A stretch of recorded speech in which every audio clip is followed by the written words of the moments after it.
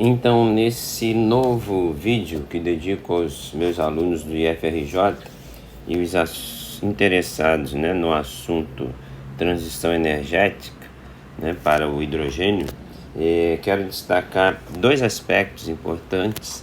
Primeiro, o conceito genérico de efeito do aquecimento global, efeito estufa. Confunde-se esses dois conceitos, mas em inglês se chama de Greenhouse Effect, em resumo, o Sol e a Terra, sempre teve esse aspecto de interagir, absorvendo radiação solar. A temperatura média do planeta, para garantir a vida na Terra, ela depende que parte dessa energia vinda do Sol seja retida, na superfície da Terra, para que não tenhamos um planeta muito frio ou muito quente. Enfim, existe uma natural regulação dessa radiação que é absorvida na superfície da Terra. O que se percebeu com o tempo é que existem moléculas, em sua enorme maioria, com emissão a partir da Revolução Industrial, e essas moléculas, que em regra são gasosas, que são chamadas de Greenhouse Gas Molecules, ou seja, as moléculas causadoras do... Esse em inglês greenhouse significa efeito estufa.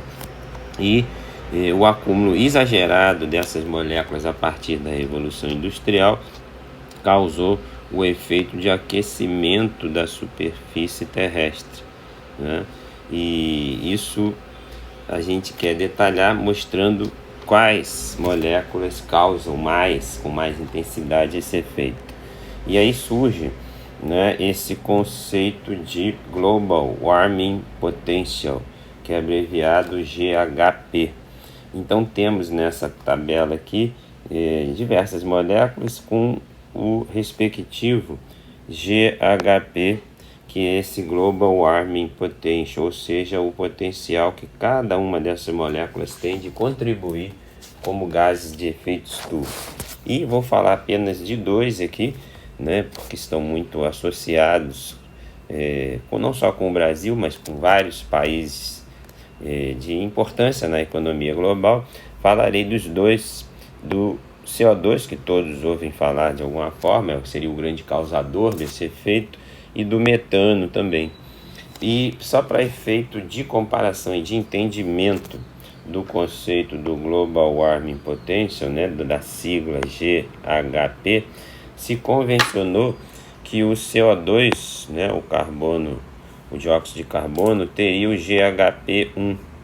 E todas as outras moléculas, tem várias listadas aqui, não importa comentar cada uma delas, teria um número que seria equivalente a quantas vezes ela é mais causadora do efeito estufa, comparada ao CO2. Então, por exemplo, quando se padronizou o CO2, se diz que a molécula CO2 tem o GHP1.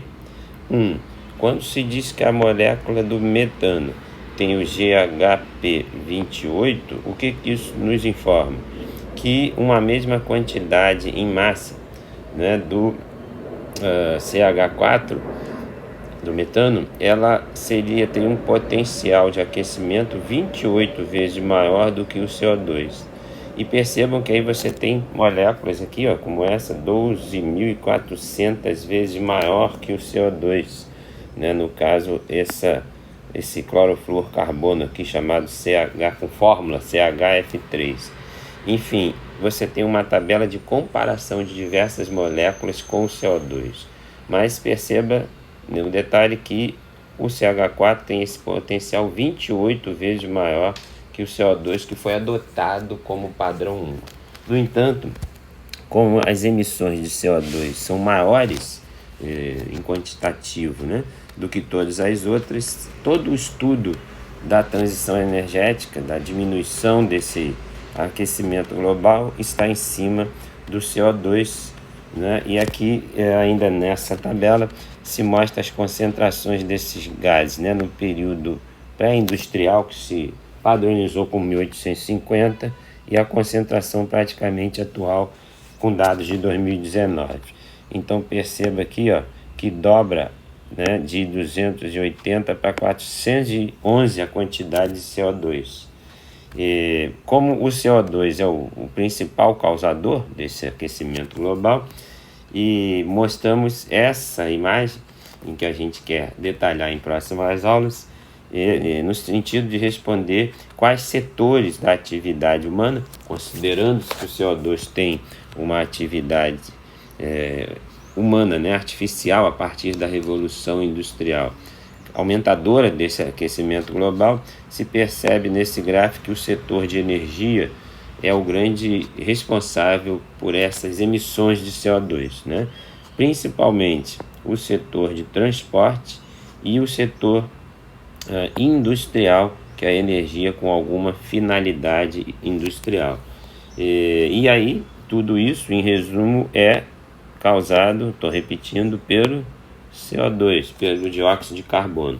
Então, em resumo, o que eu destaco? Que o estudo da transição energética seria para uma molécula não fóssil que não emita CO2, e essa molécula é o hidrogênio H2, o que abordaremos em próximas aulas. Em resumo, se deseja migrar de uma energia fóssil, né? Ou seja, se deixar de emitir CO2 e passar-se a utilizar o hidrogênio de fórmula química H2, porque o hidrogênio ele não é emissor de CO2 nas suas reações de combustão. Termino deixando o meu contato e será uma satisfação esclarecer dúvidas sobre esse assunto, que é bem grande, e abordaremos com mais detalhes em próximas aulas. Um abraço a todos.